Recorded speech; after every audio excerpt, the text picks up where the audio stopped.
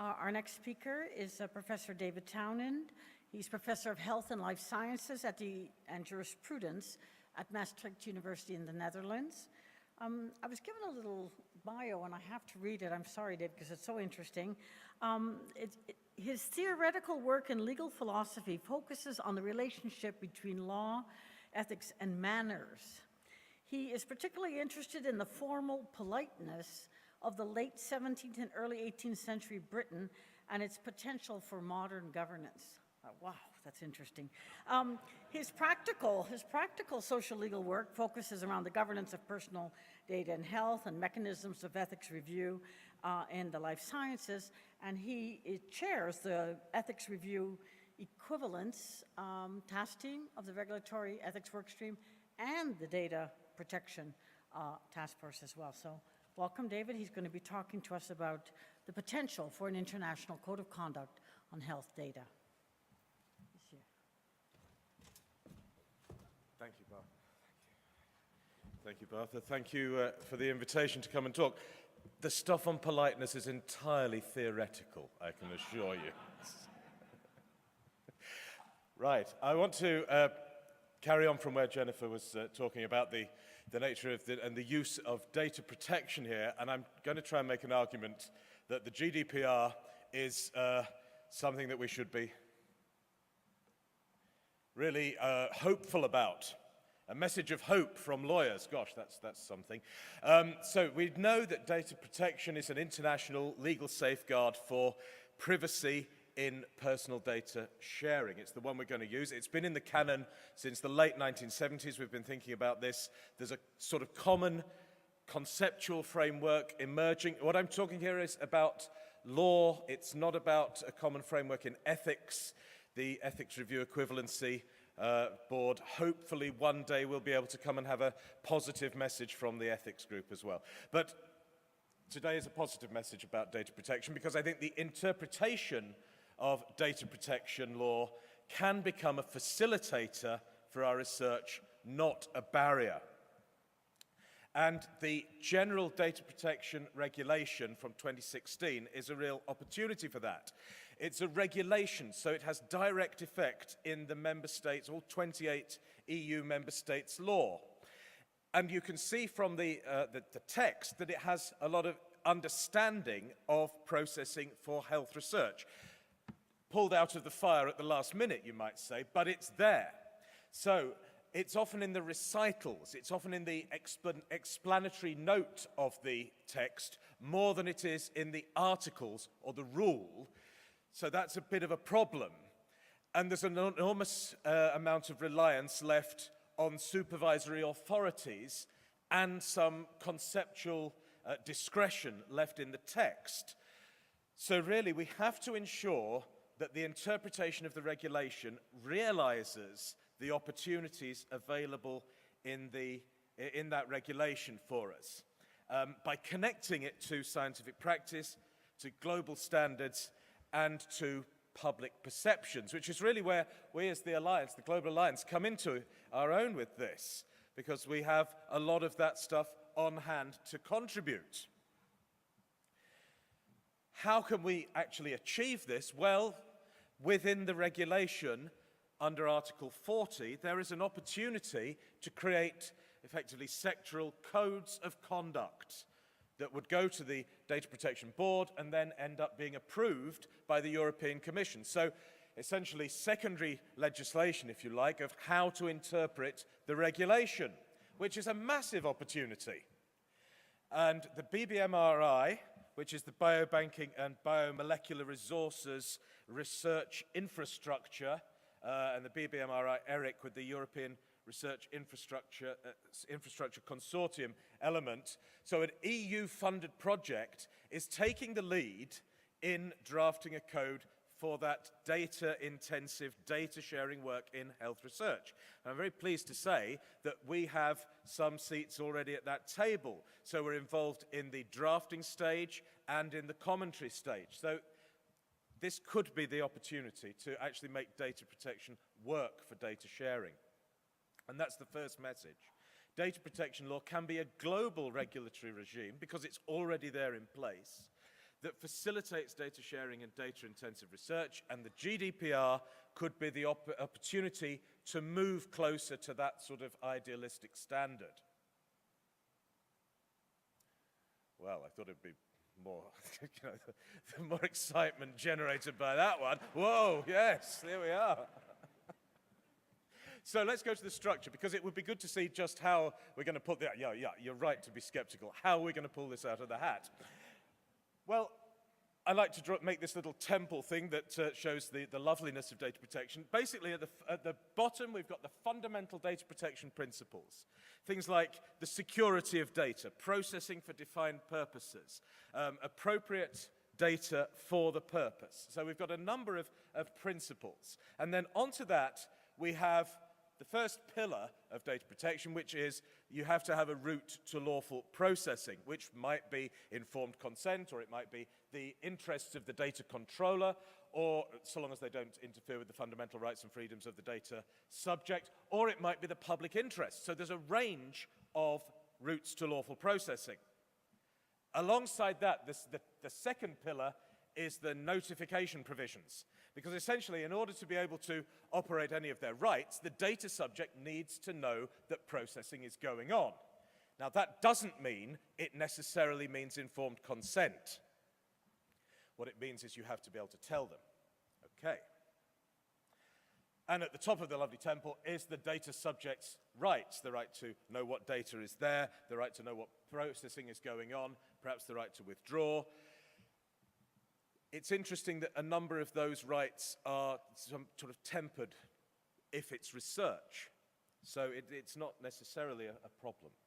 And they're appropriate rights. The sorts of rights that we want to see in the conversations that we've been having in the Alliance meeting already. So what are some of the issues? Well, let's talk through some of them.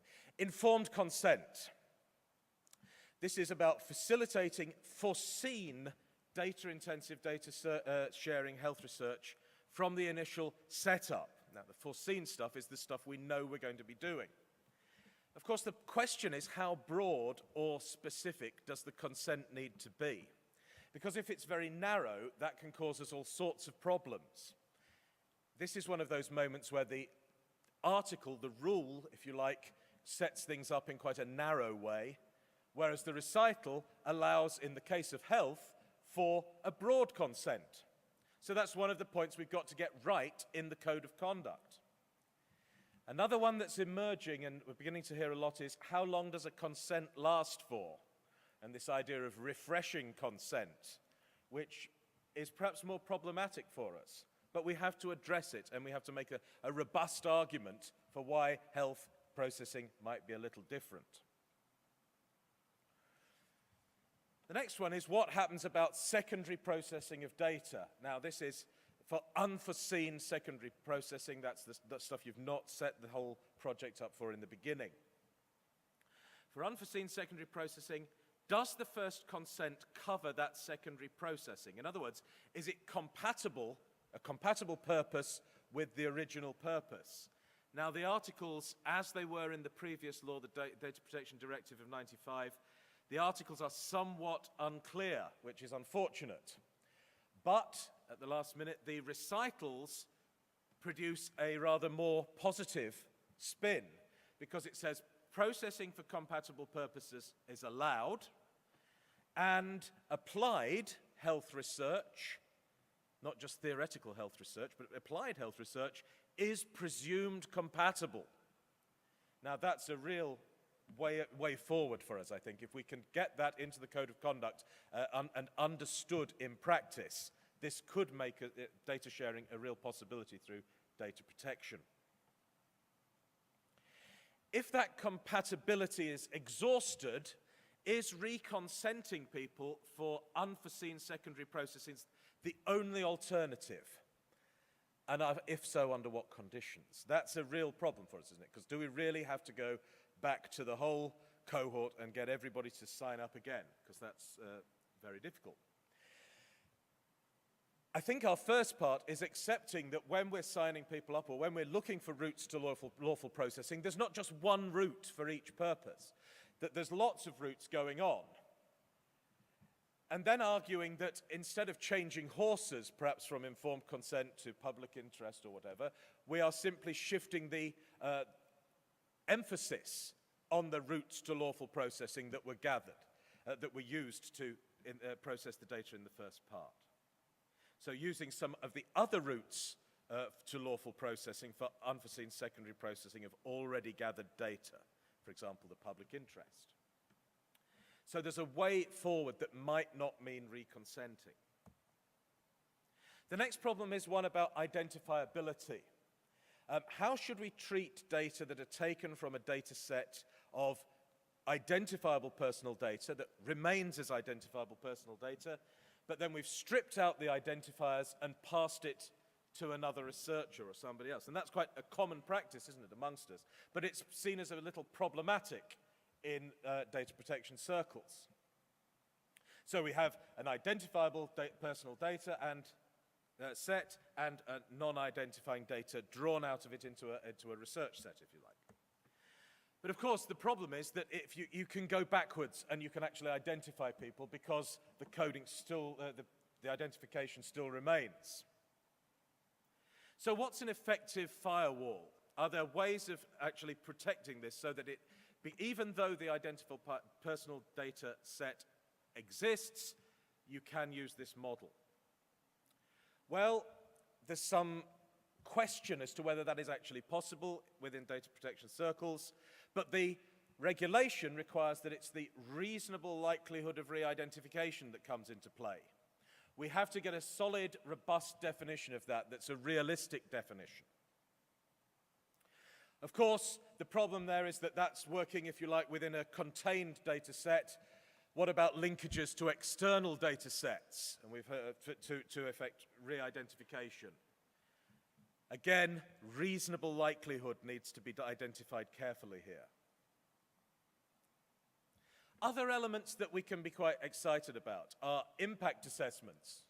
Yeah, I know that doesn't sound right at all, does it? But data controllers under the GDPR will have to make impact assessments about their work that have to have systematic and extensive review, including an evaluation of the level of risk, safeguards that will be implemented, and, where appropriate, data subject opinion on the purpose of the proposed processing. And this really goes towards data protection by design. Now, I think the second message we can see is that the GDPR's discretions and opportunities can be interpreted to facilitate data sharing and data-intensive research methods. I think we will be able to get there if we can do this right. And we'll be able to fuel a dialogue about the underpinning ethics, because a harmonization of data protection principles will encourage that sort of discussion about, well, why can't we harmonize the ethics as well? And as we heard on the video right at the beginning of the day, they need us to get this right. The third message and the last slide is this. The Global Alliance standards and experience have the real detail and evidence that to contribute to these discussions, this interpretation, this code of conduct. Because we're into defining and providing the required safeguards, the ones relating to security and technical standards. We're also able to clarify benefits and harms, to help legislators, to help regulators to actually understand what's going on, what's at stake, both in terms of what we can achieve and where the risks lie. What does protecting fundamental rights and freedoms, especially privacy, actually mean in practice? We can show from the researcher experience and attitudes, and we can also show the public attitudes. And Anna's going to be talking to this next. And I think this next piece of work is even more exciting than the data protection stuff, which I'm pretty excited about, as you can tell.